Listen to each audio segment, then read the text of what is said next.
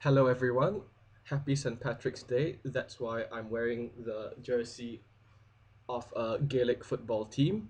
And today I'd like to talk about my local pub, which happens to be an Irish bar.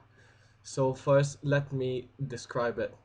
It's a single story bar, and it looks very Irish inside in terms of all the signs, the way it's laid out, and the drinks that they serve as well.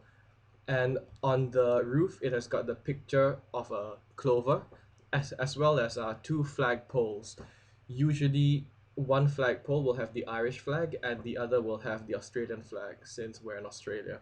So I'll be coming back to the concept of the flagpoles a few times during my short spiel. Yeah, so just keep that in mind. So my local pub is marketed as a sports bar.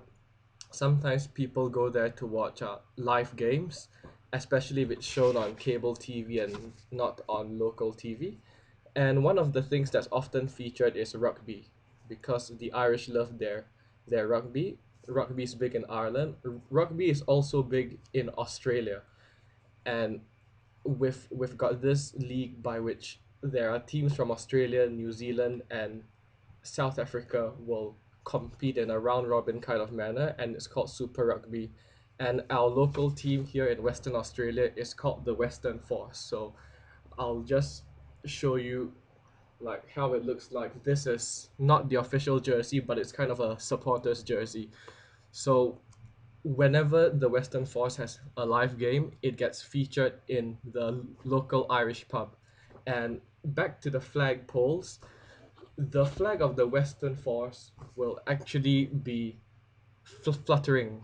So the Australian and the Irish flag gets replaced by the Western Force flag, pretty much. So in that sense, they showed that they have adopted the Western Force as their local team in a sport that they love, but they're kind of integrating, you know, to the local environment and the local neighborhood as well. And in addition to that, here in Australia, there's another big sport known as Australian rules football.